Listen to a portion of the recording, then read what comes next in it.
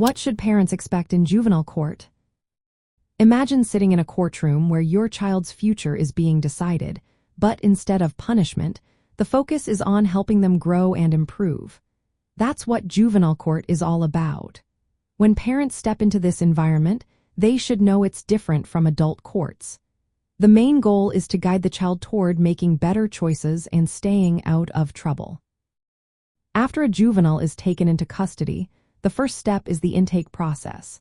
A juvenile probation officer reviews the case to decide if it should be dismissed, sent to a diversion program, or moved forward to court. If the child is detained, a detention hearing happens within 24 to 72 hours. This hearing helps decide if the child should stay in detention or be released to their parents or guardians.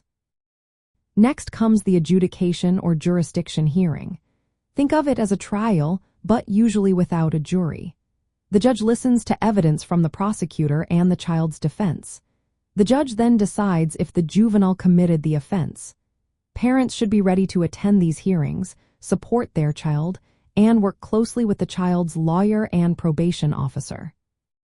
If the judge finds the juvenile responsible, the court moves to the dispositional hearing. This is the final step where the judge decides what happens next. The options include probation, counseling, community service, or placement outside the home if needed. The judge considers reports from social workers, psychologists, school staff, and often asks parents for their input before making a decision. Most juvenile court hearings are private to protect the child's privacy. However, some cases might be open to the public, especially if the juvenile has prior offenses. Parents may need to sign releases forms to share information with agencies involved in their child's care. Parents should also be aware that they might be asked to pay some costs related to their child's legal help or court-ordered services. If a public defender is appointed, parents might be asked to reimburse the state, but they can appeal if they cannot afford these costs.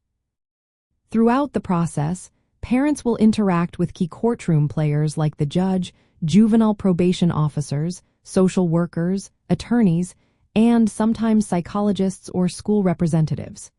It's important to ask questions if anything is unclear. In the end, parents can expect a structured process that aims to help the child learn and grow. Staying involved, communicating clearly with professionals, and understanding the confidentiality and financial aspects are key to navigating juvenile court successfully.